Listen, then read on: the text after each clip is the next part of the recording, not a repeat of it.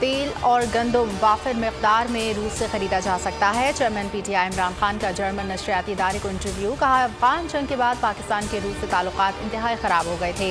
ये बहुत अच्छा मौका था कि एक पाकिस्तानी वज़ीर आज़म ने रूस का दौरा किया। तमाम स्टेक होल्डर्स के मशवरे के बाद रूस गया। हमें रूस के तेल, गंदम और गैस की अशद ज़रूरत थी, इसलिए यूक्रेन जंग के बावजूद रूस जाने का फैसला किया।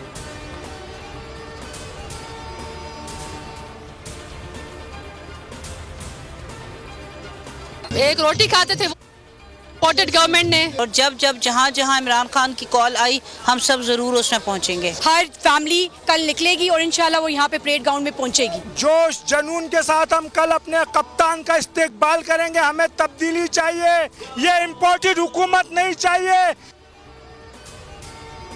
महंगाई खिलाफ आज परेड ग्राउंड में मैदान सजेगा। इमरान खान की जलसागाह आमद, तैयारियों का जायजा लिया। अवाम की बड़ी तादाद ने इस्तकबाल किया।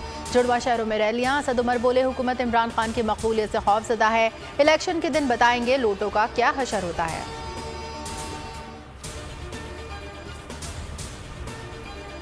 पंजाब में वज़ीर आला का इंतखाब 22 जुलाई को होगा। पंजाब के सियासी बहरान पर फरीक़ैन में इत्तफाक हो गया। PTI ने 17 जुलाई तक हमजा को बतौर वज़ीर आला तस्लीम कर लिया। हमजा महदूद इख्तियारात के साथ वज़ीर आला रहेंगे। जस्टिस एजाजुल एहसन ने कहा, मैदान में मुकाबला करें, जो बेहतर होगा वो जीत जाएगा। अदालत मजमूई हुक्म देगी, छोटी छोटी बातों में नहीं पड़ेंगे।